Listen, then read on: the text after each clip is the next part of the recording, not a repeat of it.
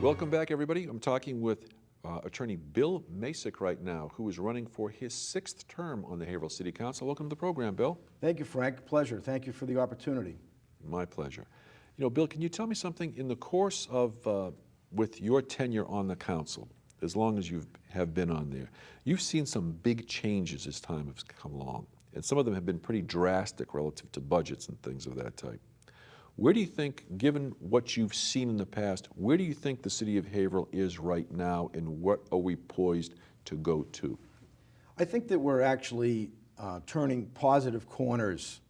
I think the 10 years that we have just gone through have been some of the toughest times due to the hail debt, due to other mandates that the federal government has put upon us, and due to just the economy nationwide, that we've been on a downturn. I think we've just lived through what will probably be the worst economic times of our lifetime. Somewhat like the Great Depression, not matching, but similar in what it has done to our economy. I think we're turning out of that, and I think locally here in Haverhill, I think we're staging ourselves once again for some great things to happen. I know that there's going to be development coming to the Merrimack Street downtown section. I'm meeting again with the mayor. We're working on a new developer for the Ornstein property on the Merrimack River over in Bradford on Railroad Avenue. So there's interest in that. And these developers aren't coming in with low-ball, bottom-feeding type offers. This developer has actually presented a fairly nice project that we're meeting with for the first time after they responded to the RFP. So there's a lot of things happening. We have to address the new school issue that will be not just a Bradford school, but a Haverhill school, because if we go forward with what's been proposed through the school department and the building committee, that school will actually assist citywide the student population with smaller classrooms, with better facilities. And so those are the kind of things that are very positive. And those are the kind of things that keep Haverhill vibrant, and also will keep our tax rate and our residents happy with what we're able to accomplish. You see that the benefit of being able to go ahead and rebuild the Hunking School, correct? To replace the Hunking School. I don't believe that we should build a new half structure or something like that. Not like the Nettle School, but to basically replace the Hunking School. Right. And the costs to the taxpayers based upon what the state will provide would be what? About 2/3, 1/3, 1/3 being the city side. Okay. That's where I really am going to make sure I'm paying close attention, and I'm going to draw a tough line to make sure that we do it as economically as possible.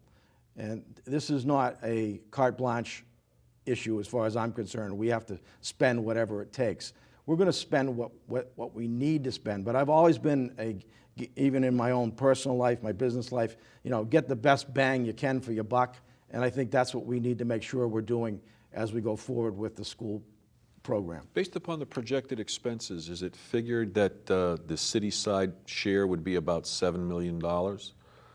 I don't have the exact number, so I don't want to be quoted of a number, but I do want to tell you this. With the bonds that are being paid off, and as the mayor has said, we're looking to make sure that we don't exceed the current amount that the residents are paying for taxes, and that we would hopefully come in under that so that there would be somewhat of a relief with the payment of the bonds that are going to get paid off for the other 2 schools. Okay. We're also going to be paying down some other bonds that we have out there that are in the debt exclusion area. So essentially from an expense standpoint, it would be a lateral move or less? Lateral or less, that's a good way to put it. Okay, but there's a thing when we're taking a look at the reason that the Hunking School needs to be replaced, okay, because it was about maybe, I'm going to say 15 or 20 years ago on this program, the issue of being able to either rebuild or replace the Hunking School was up at that time because the school was in such tough shape. But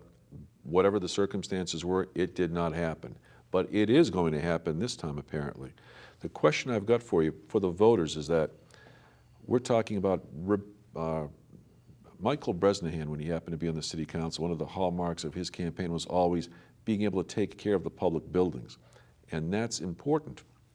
But how are voters going to have a degree of confidence in knowing that when they're going to be spending, whether it's $26 million or supporting a $26 million expenditure, more or less, how do they know the same thing won't happen to this new school or to the other schools in the city or other public buildings that happened to the Hunking School, which required this type of a move? I could tell you that the construction process is totally different. The Hunking School was built with a basement. This one would be built with actually no basement, but in the ground below the slab, they're going to have a very expansive, almost continuous system of taking any water and moving it away from the school building. So the technology of construction has changed completely in the 50 years since that school was built, and they have tested the site, and there's no problem with the amount of groundwater over there.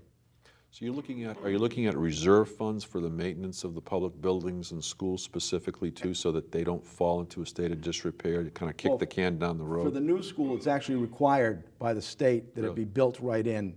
There's a maintenance plan that the state has to accept, and we would have to follow in order to receive the funds from the state.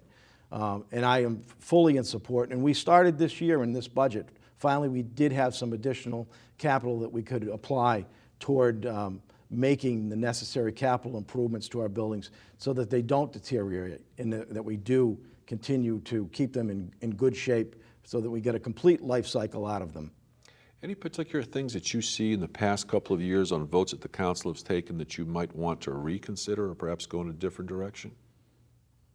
Paid parking, but that's one of my, okay. I think we could have done something much simpler, just as effective through signage and enforcement, and not have to inflict people with having to, just in the last couple of weeks being downtown in some of the restaurants, I've heard a couple of people say, well, we got to get going before our time runs out. That's not good for business. It's not good for downtown Haverhill that people are feeling that they're under the gun because of a kiosk a tag they have on their dashboard. Do you think that the parking plan that was finally implemented was a long time coming and took too long to implement, whether it was right or wrong? It probably did take too long to get to something. As I said, I think that there were other alternatives, and I was on the losing side of that vote, but I do believe that there were some issues, and maybe we'll be able to visit them as we go forward, because I do also know it's too complicated. I hear that all the time.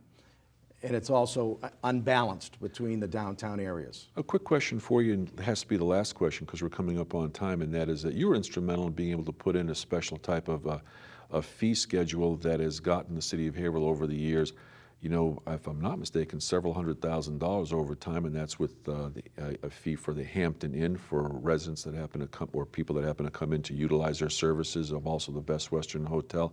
How does the implementation of possibly a new hotel near the entrance to exit for Northern Essex Community College by the highway, is that coming along? Would the same type of thing be applied there? Absolutely, it's citywide, so any new housing, hotel, motel housing would be, and it's on transient people that are using our services, using our roads. They do, of course, also bring a benefit to the city in using our restaurants and other shops.